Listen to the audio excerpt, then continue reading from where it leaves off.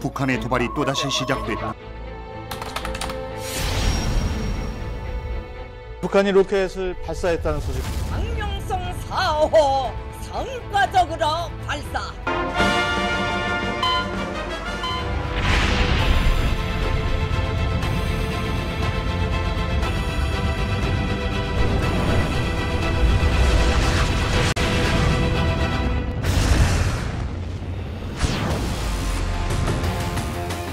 분단 이후 끊이지 않고 있는 또 하나의 전쟁, 북한 도발. 종전협정 이후 지난 60년 동안 북한은 지상은 물론 해상과 영공에 이르기까지 다양한 도발과 테러를 일으키며 대한민국을 혼란에 빠뜨리고 있다.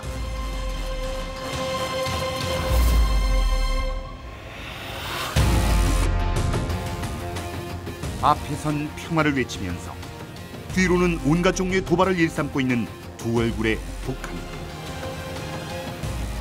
북한은 왜 도발을 일으키고 도발을 통해 얻는 것은 과연 무엇일까?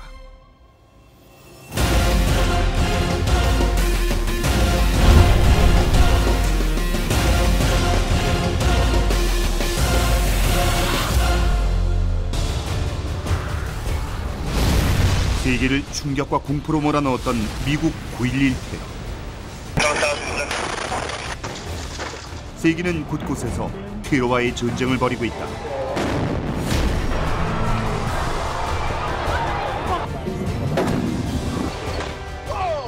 자신의 목적을 위해 폭행과 저격 등 무차별적인 폭력 행위로 상대를 공포에 빠뜨리는 행위, 테러. 막대한 피해를 낳으며 무고한 생명까지 앗아가고 있다.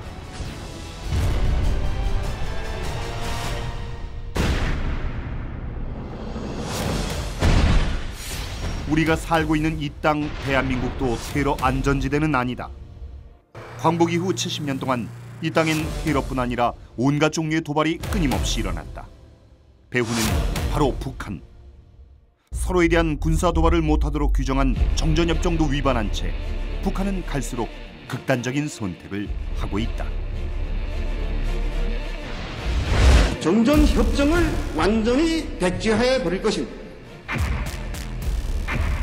북한은 왜 도발을 일으키는 것일까? 정전협정 이후 김일성은 자신만의 체제를 만들기 위해 유일 사상을 내세우며 1인 독재 체제를 구축해 나간다. 이는 2013년 김정은으로 이어졌고 북한은 전무후무한 3대 권력 세습 국가가 됐다. 이런 북한의 목표는 온 사회의 주체 사상화와 공산주의 사회 건설, 바로 한반도 공산화 통일이다. 이를 위해 군을 우선시하는 선군 정치를 통치 이념으로 삼은 북한. 심각한 경제난에도 불구하고 끊임없이 군사력을 증강시키며 사회 전체를 거대한 군대로 만들고 있다. 군을 앞세우는 거예요. 북한 정권도 정부를 수립하기 전에 군대부터 만들었어요. 그러니까 전통적으로 공산주의를 표방하는 국가들이 호전적이고 군사력을 사용한다. 선군 정치와 함께 북한 정권을 유지하는 또 하나의 동력은 개인 우상화 작업. 김일성과 김정일은 스스로를 신격화해 북한 주민들에게 절대 충성을 강요하고 있다. 이를 바탕으로 강력한 독재국가 체제를 완성한 북한. 주민들에게 힘을 과시하고 체제를 유지시키기 위한 생존 수단으로 대남 도발을 일으키고 있다. 다시 말하면 대남 적화라고 하는 목표. 그리고 그 목표를 지향해서 화전양면 전술을 적절히 구사하고 자기 내부적으로 이 군사력을 강화시키고 우리 대한민국을 향해서 통일전선 전술, 우리 내부에 친북 좌파들을 기르고 그들을 통해서 우리 내부를 혼란시키고 반정부 세력들을 키우고 한반도 적화 통일과 체제 유지를 위해 자행되는 북한의 도발. 무장공비들을 휴전선과 해안으로 침투시켜 사회 혼란을 일으키는가 하면 기습적으로 남침용 땅굴을 파 대한민국을 큰 충격에 빠뜨리기도 했다. 뿐만 아니라 서해 바다를 중심으로 다양한 해상 도발을 일으켜 수많은 희생자를 낳기도 했다. 최근엔 핵 개발과 미사일 발사 등 극단적인 도발 양상까지 보이고 있다.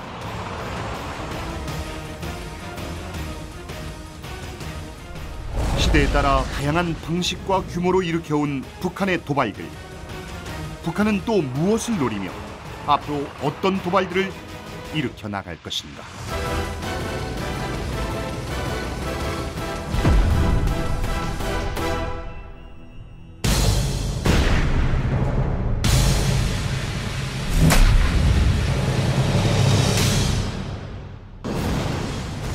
북한의 적화 통일 야욕으로 시작된 6.25 전쟁.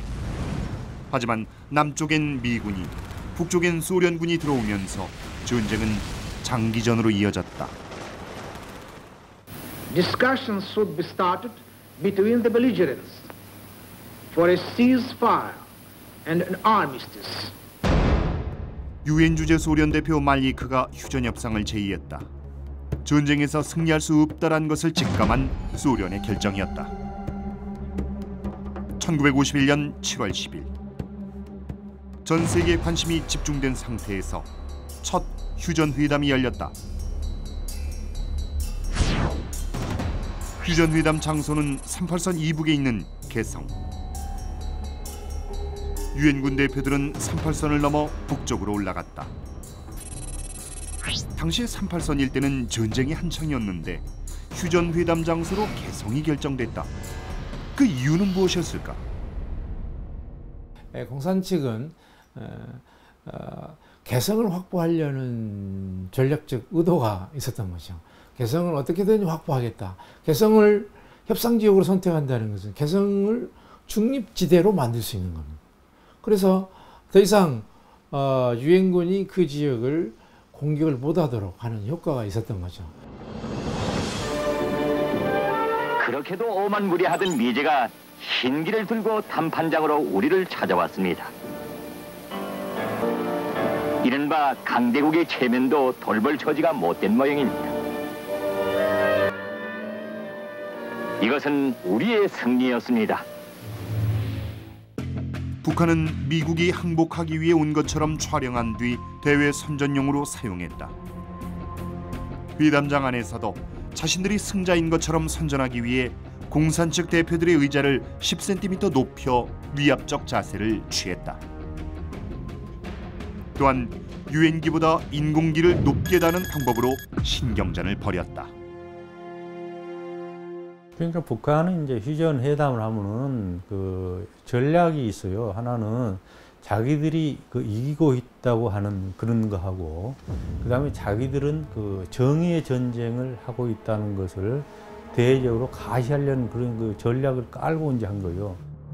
자기들이 남쪽을 바라보고 그 앉는다든지 남쪽을 바라보는 쪽이 이제 상석 역할을 한단 말이죠. 그래서 자리 배치도 이제 그런 식으로 했고, 중국에서는 아주 회담 전문가를 그 파견을 해가지고 그 사람이 회담을 이제 진행을 했던 거죠. 뿐만 아니라 무기 소지를 금지한 휴전 회담장에서 공산 측은 무장 병력을 배치해 유엔 대표를 압박했다. 휴전 회담을 유리하게 이끌기 위한 심리적 도발이었던 것이다.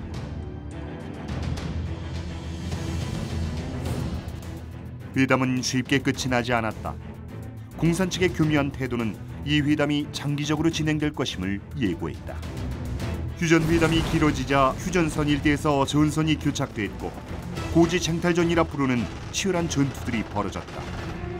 특히 동부전선의 백마고지는 중공군의 인해 전술과 유엔군의 화력 싸움으로 엄청난 수의 사상자가 발생한 곳이다.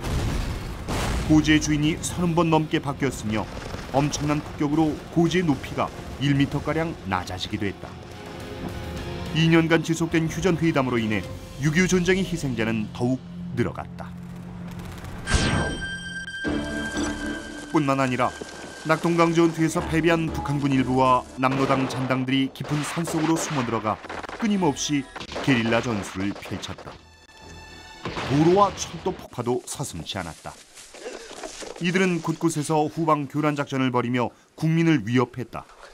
낮엔 대한민국, 밤엔 인민공화국이란 말이 나올 정도로 빨치산의 활동은 은밀하게 진행됐다. 휴전선 일대에서는 고지전이, 그리고 태백산과 지리산 일대에서는 빨치산이 활동하면서 전선은 전후방이 따로 없었다.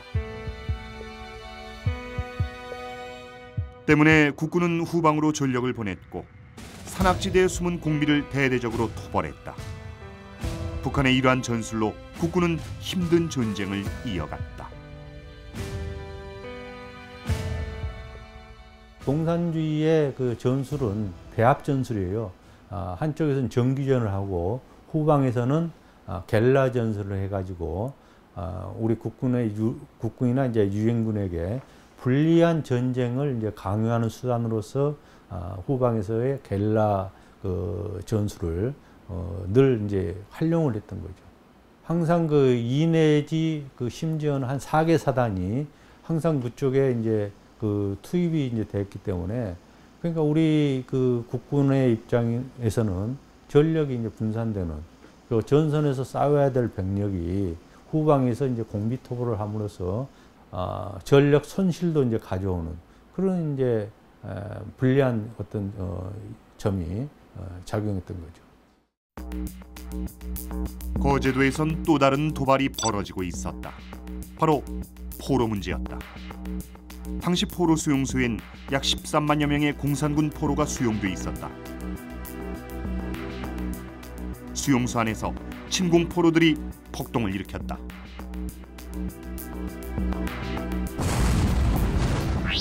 북한이 특수훈련을 받은 공작대원들을 친공포로로 위장시켜 거제도 포로 수용소로 침투시킨 것. 목적은 반공포로를 회유하고 폭동을 지속시키는 것이었다. 위장 잠입한 공작대원들은 반공포로들에게 북으로의 귀환에 동의하라며 수단과 방법을 가리지 않고 협박했다. 수용소 내에서 인민재판을 열어 구타와 살해, 암매장을 하는가 하면 수용소장을 납치 감금하고 자신들의 요구를 들어달라며 시위를 멈추지 않았다. 그러니까 이제 거제도에 이제 그 포로들이 있었는데 거기에는 이제 친공 포로, 다시 말하면은 공산주의를 옹호하는 이제 포로들이 있었고, 반면에 또 이제 공산주의가 싫어서 우리 대한민국의 그 자유민주 체제를 원하는 그런 이제 그 반공 포로들이 있었어요. 친공 포로들하고 북한하고는 연계가 돼 있었어요. 당시 또 이제 휴전 회담이 있었고, 그래서 어떻게 해서든지 폭동을 일으켜 가지고 미군과 우리 국군이 포로들을 학대를 한다는 그런 인상을 국제사회에 이제 또 전파를 하고, 또 휴전 회담장에서 공산 측에게 유리하게 돌아갈 수 있도록 정치적 목적화해서 이루어진 게 거제도에서의 포로들 폭동으로 이렇게 이제 판단하면 되죠. 공산 측 포로들은 휴전협정 후 북한으로 송환되는 과정에서도 옷을 찢어 벗어 던지면서 포로 수용소에서 부당한 대우를 받았다며 마지막까지 자유진영에 대한 도발을 감행했다. 휴전회담 얘기가 나온 지 2년이 흐른 1953년 7월 27일 판문점에서 정전회담이 다시 열렸다.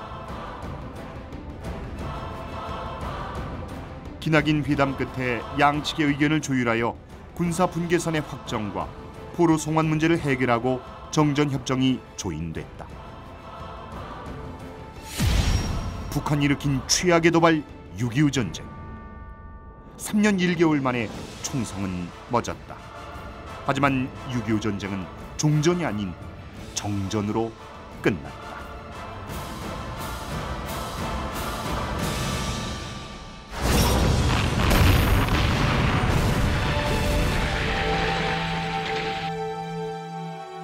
(6.25) 전쟁이 끝난 후 수도 서울의 모습은 참담했다. 일제강점기 당시 근대 산업시설을 북쪽에 주로 설치했던 터라 상대적으로 남쪽은 경제적인 자산이 부족했다.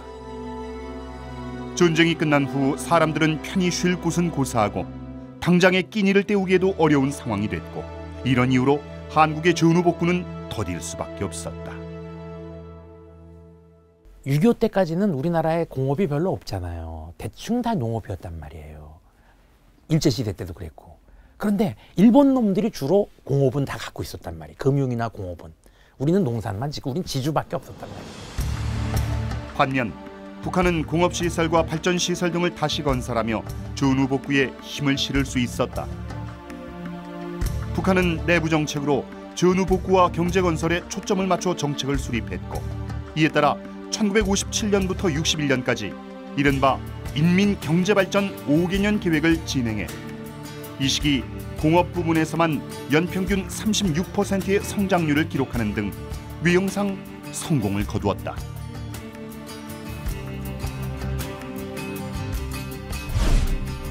이를 바탕으로 북한은 당시 우리에게 가정용 전기 공급을 제한하기도 했으며, 상대적으로 우세했던 경제력을 과시하듯 구호물자를 제의하며 평화적 메시지를 보냈다. 이후 1959년 10월 북한 최고인민회의에서는 우리에게 남북조선 경제발전 및 교류 상설위원회를 제안하며 보다 적극적으로 화해의 손을 내밀었다. 그때 당시에는 주로 수력발전이라든지 또 일부 화력발전, 그런 것들이 북쪽에 있었기 때문에 갑자기 분단이 되면서 우리 남쪽에는 그런 시설이 부족하니까 전력이 어렵단 말이죠. 그 전력이라고 하는 것이 북한 김일성 정권으로서는 남측을 통제하는 데 좋은 수단이 됐던 거란 말이죠. 이는 비단 경제뿐만이 아니었다. 1955년 김일성은 해방 10주년 경축대회에서 남북한의 교류를 언급했으며, 1960년 8.15 경축사에서는 남북 연방제 통일 방안을 제의했다. 당시 북한이 주장한 남북 연방제는 남북의 정치 제도는 그대로 두고 경제와 문화 등 사회 분야는 최고민족위원회를 조직하여 운영하자는 내용이었다. 북한이 남측을 끌고 가는 통일, 북한 주도의 통일을 하겠다는 그런 차원에서 당시에 그 자신들의 이해관계를 관철시키기 위한 통일 방안이라고 볼 수 있습니다. 그러나 북한의 모습은 그것이 다가 아니었다. 평화적 협상을 제안하던 시기, 그들은 한국 사회에 큰 충격을 안겨준 도발을 자행했다. 1958년 일어난 이른바 창랑호 납북 사건이다. 승객과 탑승원 34명을 실은 대한국민항공의 소속 국내 정기여객기 창랑호가 부산을 출발하여 서울로 향하던 도중 괴뢰 간첩의 음모로 강제 납북된 놀라운 사건이 2월 16일 발생되었습니다. 민간 항공기를 납치해 가는 것은 이 군사적인 도발보다도 훨씬 효과가 극대화될 수 있다. 혼란의 그 강도가 더 커질 수 있다고 하는 측면에서 제가 볼 때는 그 항공기를 납치하는 그런 도발을 하지 않았을까 생각이 됩니다. 1960년 이후 북한은 이른바 경제 국방 병진 노선을 취하며 전체 국가 예산 중 국방비의 비율을 큰 폭으로 높였고, 그것은 곧 대남 도발과도 연관됐다. 북한의 국방비 증가 이후 1960년대 후반으로 가면서 대남 도발 횟수가 급격하게 많아졌다. 남북 협상을 줄곧 제안해왔던 북한은 동시에 군사적 대남 도발도 함께 준비했던 것이다. 그러는 사이 한국의 상황도 많이 변했다. 전쟁의 아픔을 딛고 복구를 시작하던 한국은 1963년 박정희 대통령이 취임하면서 본격적인 경제 개발을 시작했다. 우리가 경제 발전에 힘쓰는 동안 군비 증강을 했던 북한의 도발이 절정에 이른 시기가 바로 1968년. 시작은 북한군 31명이 수류탄 등으로 무장한 채 서울 중심부까지 내려왔던 일명 121 사태였다. 당시 부조장으로 난파됐던 생존자 김신조는 도발 목적이 박정희 대통령 암살이라고 언급, 전국을 충격으로 몰아넣었다.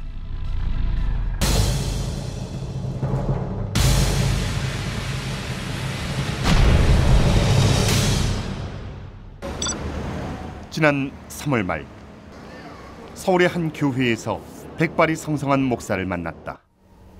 벌써 40년 넘게 목회자의 길을 걸으며 제2 인생을 살아왔지만 사실 그는 북한에서 특수훈련을 받고 난파된 무장 공비였다.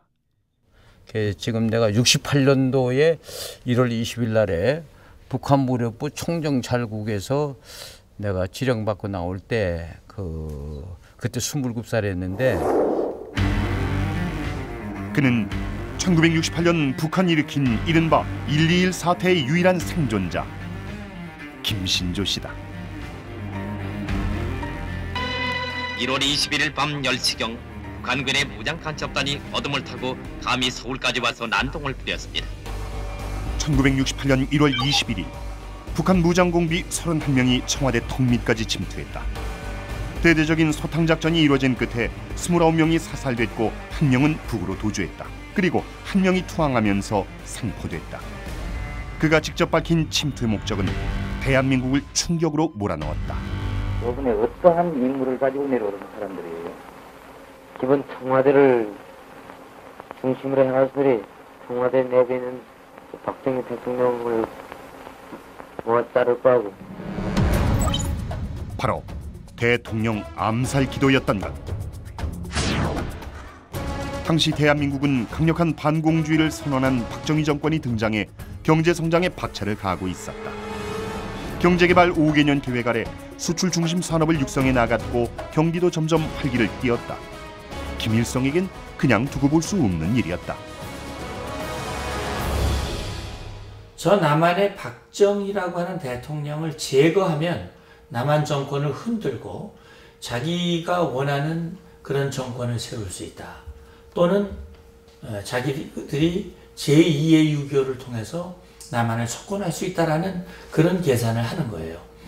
그래서 결과적으로 60년대 들어서 이 124군 부대라고 하는 특수 부대를 집중적으로 양성을 하고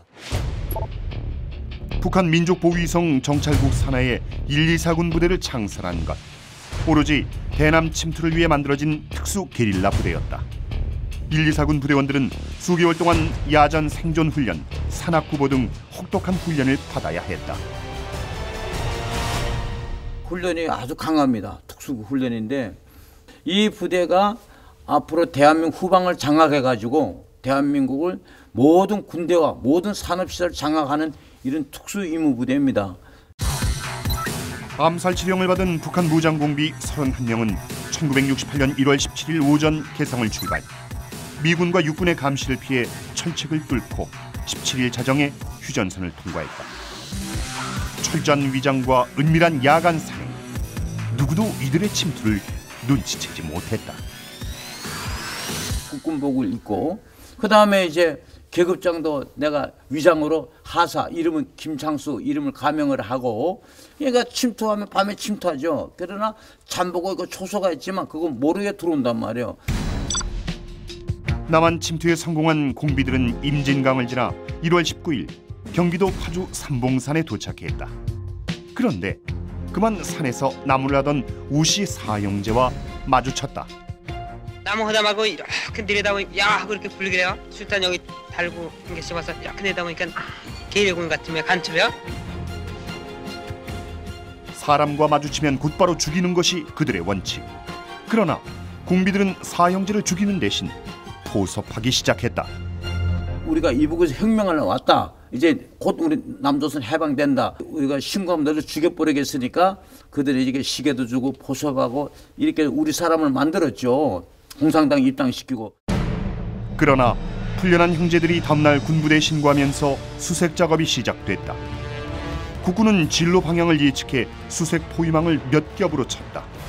그런데도 이들의 행적은 좀처럼 확인되지 않았다. 무기 투정 식탄 350발, 수탄 14발이에요. 딱 20kg입니다. 이거 들려먹어 1시간 12km.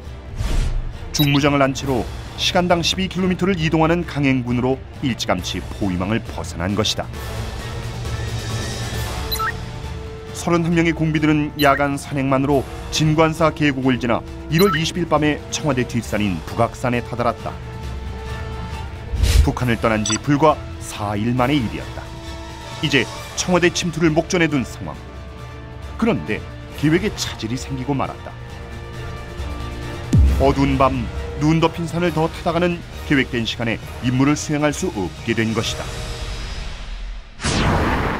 그래서 침투 루트를 도로로 변경, 자하문 고개까지 진입한 순간 공비들은 경찰과 마주쳤다. 창원중학교고 여기서 그러니까 시간이 그때 몇 시라고 했죠? 그때 68년도 1월 21일 날에 아마 10시 반 정도. 이게 종로 관할이거든. 종로 경찰서 관할이에요. 종로 경찰서장 지금 돌아간 최기 서장이 여기서 만났거든. 순경 두 사람하고 만났다고요. 그러면 지 사복을 했거든. 안에도 만장무장 우리가 가발을 코디했는데 오반에 뭘 했냐? 그러니까 아무것도 없다니까 이분이 오발에 제낀 거야. 그 무기가 나오니까 그때 총조장 하면 내가 뒤에 섰고 대원들 뒤에 다 서는데 갈린 거예요. 그래가지고 발각과 동시에 벌어진 총격전. 일대는 순식간에 아수라장으로 변했고 그 자리에서 최규식 서장은 총상으로 숨지고 말았다. 당황한 무장공비들은 뿔뿔이 흩어졌다.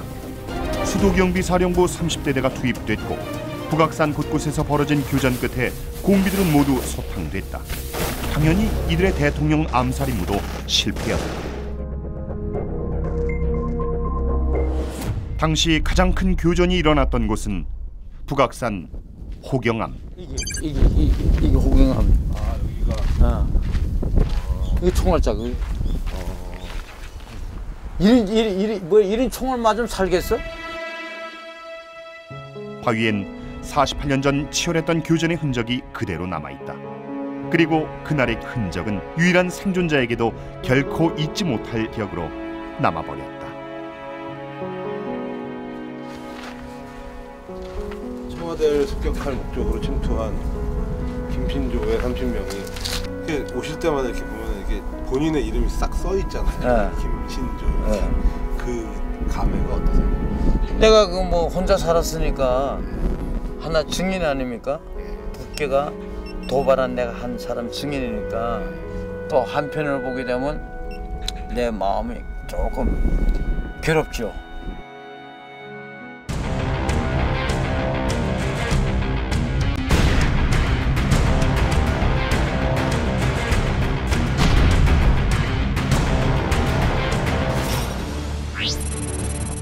(1968년 1월 23일) 6.25 전쟁 이후 한반도의 위기가 최고조에 이르는 사건이 발생했다.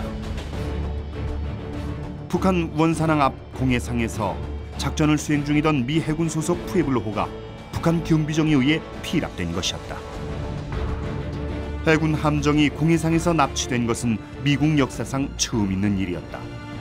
미국은 북한의 무모한 도발 행위를 강력히 비난하며 푸에블로호와 승무원의 즉각 송환을 요구했다.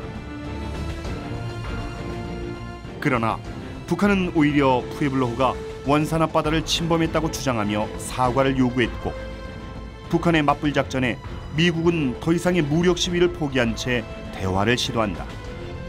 하지만 양측의 주장은 팽팽하게 맞섰다. 이 북한과 미국이 서로 그 푸에블로 나포 지점에 대해서 서로 위치가 다릅니다. 북한의 경우는 이제 원산으로부터 15해리 떨어진 지점에서 납포를 했다라고 하면서 원산 앞바다에는 여도라고 하는 섬이 있습니다. 이 섬을 기준으로 했을 때는 7.6마일 해상에서 납포했다. 고로 우리의 영해 12해리 영해를 침범한 것이고 우리는 정당하게 납포를 했다 하는 주장이고요. 미국은 절대로 우리는 12해리를 넘은 적도 없고 우리들은 그 푸에블로호에 지시하기를 적어도 13해리 이내로 들어가지 말아라 라고 얘기를 했다는 거예요. 그래서 이 주장이 팽팽하게 엇갈리는 거죠, 사실은. 네.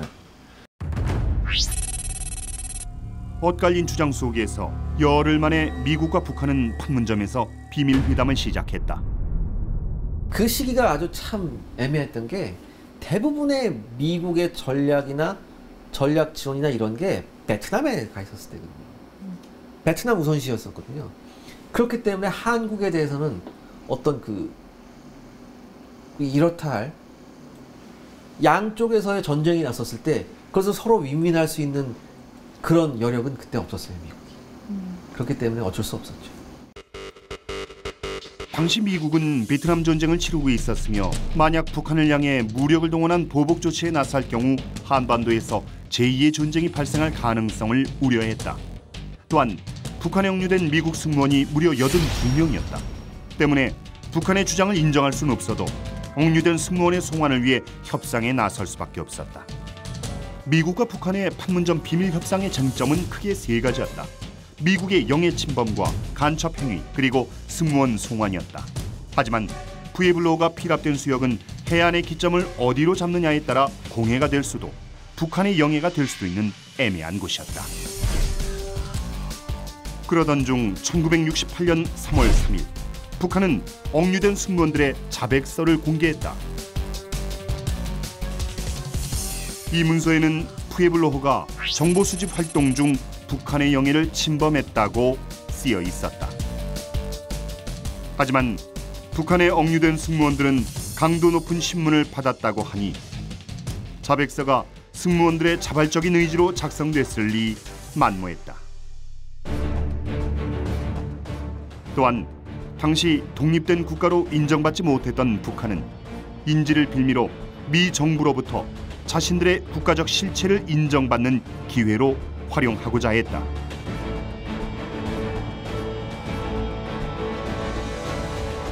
그러던 중 1968년 5월 8일 개최된 16차 회의에서 일부 변화가 나타났다. 교체된 미국 대표가 처음 참가한 이날 회의에서 북한은 자신들이 작성한 이른바 사과문의 견본을 미국에 제시한 것이다. 과연 북한이 작성한 사과문의 내용은 무엇일까? 북한이 만들어 놓은 사과문, 또 미국이 이제 거기에 동의한 사과문은 영해 침범을 인정하고 사과하고 재발 방지를 하지 않겠다. 이어서 나는 이 문서의 서명과 동시에 82명의 우리 미군 승무원과 1명의 미군 시신을 인수했음을 확인함. 미 합중국 대표 딱 이런 거였습니다. 북한은 미국과 합의한 사과문의 일부를 공개하며 마치 미국의 도발에 자신들이 승리한 것처럼 선전하기 시작했다. 조선민주주의인민공화국 정부 앞 미 합중국 정부는 미국 함선이 조선민주주의인민공화국 영해에 침입하여 조선민주주의인민공화국을 반대하는 엄중한 정탐 행위를 한 데 대하여 전적인 책임을 지고 이에 엄숙히 사죄하며 앞으로 다시는 어떠한 미국 함선도 조선민주주의인민공화국 영해를 침범하지 않도록 할 것을 확고히 담보하는 바입니다. 심지어 북한은 이 사과문을 조작하는 만행까지 강행한다. 북한의 입장에서는 그것을 온전한 사과문, 북한에서는 이걸 사죄문이라고 부르는데 그 목적에서 봤을 때 그 밑에 그 두 줄 승무원을 인수했다 하는 내용은 별로 반갑지가 않은 겁니다. 그래서 요 두 줄을 삭제를 해버려요. 그래서 그 다음날 노동신문에 공개된 내용에 보면 자기들이 원하는 그 내용, 인정, 사과, 재발 방지 그 내용만 포함이 된 내용, 그 사과문만 나오는 거고요. 밑에 그 인수했다 하는 내용은 삭제가 됩니다, 이게. 그래서 북한은 이제 온전하게 이것은 인수증이 아니라 사과문이다. 북한 말로 하면 미국의 사죄문이다. 이렇게 주장할 수 있는 게 되는 거예요.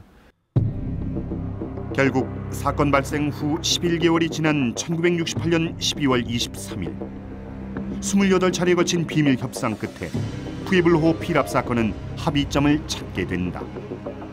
북한은 판문점을 통해 승무원 82명과 유해 한 구를 송환하고 함정과 장비는 몰수했다.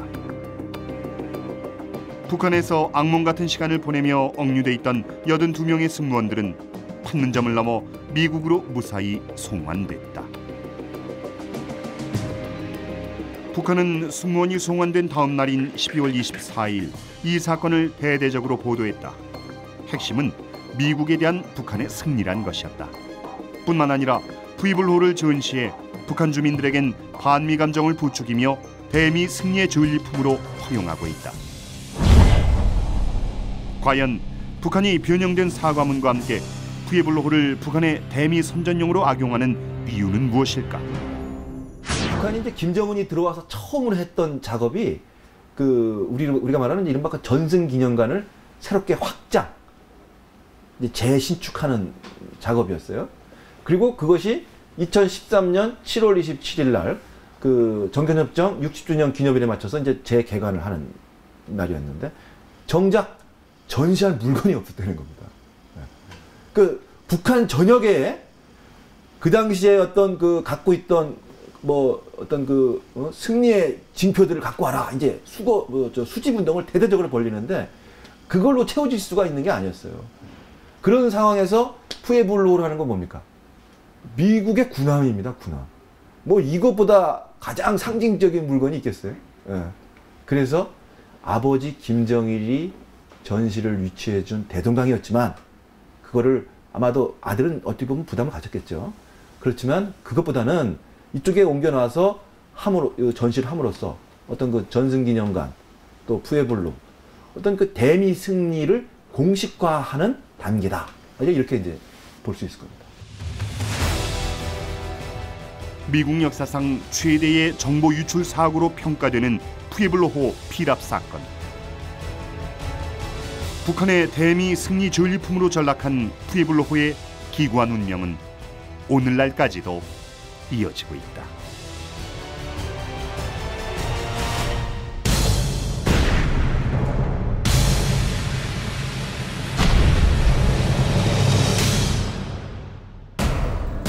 미국의 소극적인 대응 분위기를 감지한 북한은 휴전선 일대를 가리지 않고 도발했다. 비무장지대 내 특수지역으로 남과 북의 허가받은 인원만이 출입할 수 있는 공동경비구역 JSA도 예외는 아니었다. 70년대 JSA 안에서의 도발은 그 대상을 가리지 않고 자행됐다. 위태롭게 평화를 이어가던 공동경비구역. 이곳에서 1976년 8월 18일 돌이킬 수 없는 최악의 도발 사건이 발생한다. 8월 18일 오전 판문점 공동경비구역 안에서 노무자들의 작업을 경비하던 유엔군 경비병들을 북한군의 경비병 약 30명이 계획적으로 기습해와서 악랄한 살인 만행을 저질렀습니다. 바로 판문점 도끼 만행 사건이 그것이다. 발단은 돌아오지 않는 다리 근처에서 비롯됐다. 돌아오지 않는 다리에 초수가 체크포인트 C라고 하는데 그 초수가 있어요. 근데 우리가 OP5라고 시계에서 오고 가는 사람, 그 북계에서 왔다 갔다 하는 사람이고, 그 다음에 우리 초수를 볼 수 있는 OP5에서 쳐다보니까 미루나무들이 서 있단 말이에요. 이게 미루나무가 서 있다 보니까 가지가 울창하다 보니까 우리 초수가 잘 안 보이는 거예요. 울창한 미루나무 때문에 잘 보이지 않던 제3 초수가 걱정된 아군은 미군 장교 2명과 한국군 5명 등 11명의 장병을 동원해 가지치기 작업에 착수했다. 그때 갑자기 북한군들이 나타났다. 거기엔 박철이란 인물도 있었다. 박철은 북계 중대장이에요. 여기 아주 유명한 아주 악랄하고 아주 못된 놈이에요. 왜 너희들이 네 마음대로 자르느냐 나무를. 그건 아니다. 몇 번은 이제 거기다 그게 쉽게 하면 선장회담이에요. 저들 간에 선장회담을 하고 있는 중이었어요. 그런데 나무의 위치도 남쪽이었고 북한 측도 종종 가지치기를 하던 터라 유엔군은 개의치 않고 작업을 이어갔다. 그런데 그 순간 북계 박철이가 보나페스 중대장을 낭심을 구두발로 찼어요. 그게 신호탄이에요. 쉽게 얘기해서. 그때 이제 저들 작업하기 위한 도끼니 그걸 갖다 놨는데 그걸 가지고 그냥 동시에 그냥 그걸 날라온 거예요. 순식간에 아수라장이 된 현장. 30여 명의 북한군은 도끼와 몽둥이로 무차별적인 폭력을 휘두르고 유유히 현장을 빠져나갔다. 불과 4분 만에 벌어진 창극이었다. 당시 작업을 감독하던 미군 보니파스 대위는 도끼로 일격을 당한 후 쓰러져 후송됐지만 숨졌고 마크 바레 중위는 장병을 돕다가 중상을 입어 병원으로 후송 중 사망했다. 도끼 만행 사건은 미군 장교 2명의 목숨을 야만적인 방법으로 빼앗고 9명의 한미 군인들에게 중경상을 입힌 잔혹한 도발이었다. 그건 있을 수 없는 일이죠. 생각해보세요. 도끼로 다 사람을 찍는다는 게 상상하면 한번 해보세요. 나도 이전까지 참 40년이 흘렀지만은 항상 머릿속에 그게 떠 있는 거 아니에요. 죽을 때까지는. 응? 북한의 잔혹한 도발에 한반도의 비상이 걸렸다. 전군이 최고조의 경계 태세에 돌입하는 데프콘 3호가 발령됐고 긴박한 1분 1초가 흘렀다. 그때 미국이 굉장히 화가 났죠. 이건 묵과할 수 없는 도발이라고 판단을 했고, 그때 처음으로 이 정전협정 체결 이후에 처음으로 이 데프콘을 격상을 했어요. 미국도 바짝 긴장했다. 만행 소식이 전해졌을 당시 공화당 전당대회에 참석하고 있던 포드 대통령을 대신해 키신저 국무장관이 백악관 지하 상황실에서 긴급 회의를 소집했다.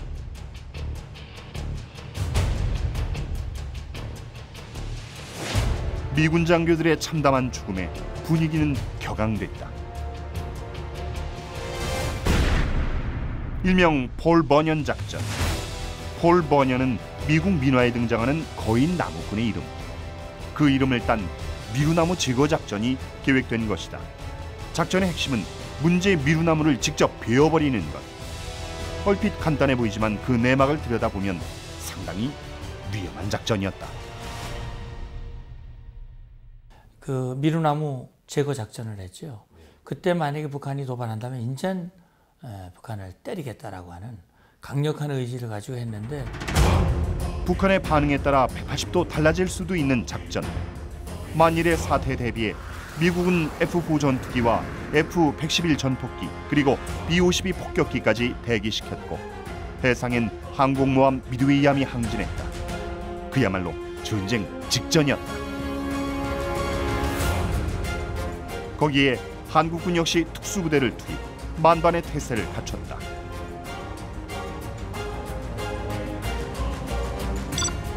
사건 발생 사흘 후인 8월 21일 오전 7시, 데프콘 2호 전쟁 돌입 태세에서 폴 버년 작전이 개시됐다.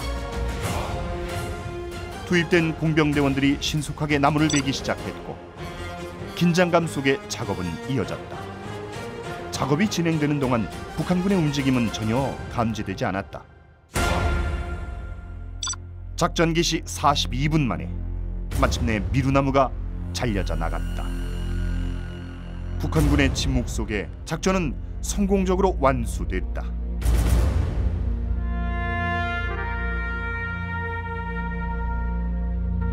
당시 세 자녀를 둔 가장이었던 보니파스 대위는 한국 복무 만기를 단 3일 앞두고 참변을 당해 안타까움을 더했고, 부임 한 달 만에 사망한 마크 바레 중위의 사연 역시 숙연하게 다가왔다. 자국민의 안전을 무엇보다 중시하는 미국이 더 이상 좌시할 수 없는 상황이 된 것이다. 동맹 우방국 장교의 비참한 죽음에 대한민국도 분노했다. 공동경비구역에서 발생한 첫 번째 살인사건의 파장은 한반도를 넘어 전 세계로 퍼져나갔다. 그 과정에서 국제 언론, 외국 언론들이 많은 주시를 했고, 판문점이 또 한반도의 군사 분계선이, 휴전선이 그렇게 평화로운 곳이 아니고 매우 위험한 곳이었구나 하는 그러한 것을 국제사회가 새롭게 인식하는 그런 계기가 된 사건이었다고 볼 수 있습니다. 한 가정의 믿음직한 가장이자 당당한 군인이었던 이들을 끔찍한 방법으로 살해한 도끼 만행 사건은 북한 정권의 잔인한 민낯을 적나라하게 드러낸 최악의 도발로 기록됐다.